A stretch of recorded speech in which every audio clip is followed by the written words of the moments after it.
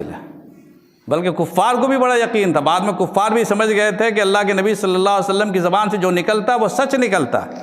اسی بدر سے پہلے کی بات ہے، بدر سے پہلے کی بات ہے، جبکہ ابھی جنگ بدر پیش نہیں آئی ہے۔ کفار مکہ جنہوں نے اللہ کے نبی کو نکال دیا تھا، مگر ان کی ایک ایک بات پر یقین تھا کہ حضور صلی اللہ علیہ وسلم جو بھی بولتے ہیں وہ ہو کر رہتا ہے۔ چنانچہ ایک بہت بڑا کافر بدماش مکہ معظمہ کا، جس کا نام امیہ ابن السلط ہے، نام و نشان مٹ گیا، تاریخ میں نام محفوظ ہے۔ اس زمانے میں اس کا نام سکے رائج الوقت کی طرح مکہ اور مدینہ اور ہر پورے علاقے میں چلتا تھا۔ بہت بڑا بزنس مین، تاجر، اس کا کاروبار مکہ سے لے کر شام تک پھیلا ہوا تھا، اتنا بڑا دولت مند انسان۔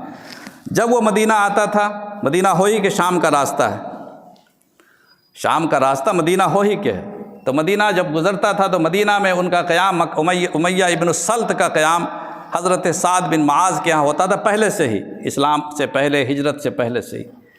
اور جب حضرت سعد بن معاذ رضی اللہ تعالیٰ عنہ مکہ کی طرف جاتے تھے عمرہ وغیرہ کرنے کے لیے یا حج کرنے کے لیے، تو ان کا قیام بھی امیہ ابن السلط کے گھر پہ ہوتا تھا۔ ان دونوں بڑا گہرا دوستانہ تھا، یہاں تک کہ اللہ کے نبی صلی اللہ علیہ وسلم ہجرت کر کے تشریف لے آئے مدینہ منورہ، اور اللہ تعالیٰ نے سعد بن معاذ کو ہدایت عطا فرمائی، اللہ نے ان کو اسلام کی توفیق عطا فرمائی۔ اس زمانے کی بات ہے کہ سعد بن معاذ عمرہ کرنے کے لیے مکہ معظمہ گئے، ہجرت ہو چکی ہے، اللہ کے نبی صلی اللہ علیہ وسلم یہ تشریف لا چکے ہیں، سن 2 ہے، دوسرا سال ہے ہجرت کا، اور سعد بن معاذ عمرہ کرنے کے لیے مکہ معظمہ گئے ہیں۔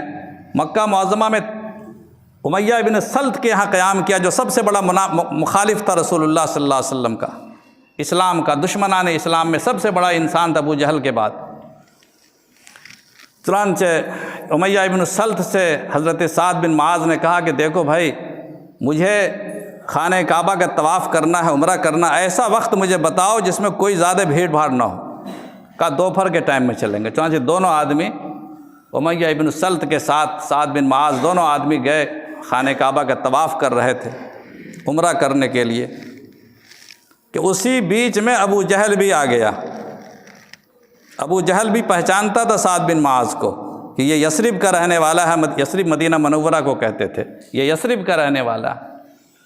تو ابو جہل نے کہا کہ سعد بن معاذ، تم دیکھ رہے ہو کتنے امن کے ساتھ تم یہاں طواف کر رہے ہو، کوئی تمہیں کچھ نہیں کہہ رہا ہے، پوری آزادی تمہیں حاصل ہے طواف کرنے کی، عمرہ کرنے کی، حج کرنے کی۔ ہم لوگوں نے کتنا تم لوگوں کے ساتھ حسن سلوک کیا، مگر تم لوگوں کا معاملہ کیسا ہے کہ تم لوگوں نے یہاں سے ایسے لوگوں کو جو دین اپنا چھوڑ چکے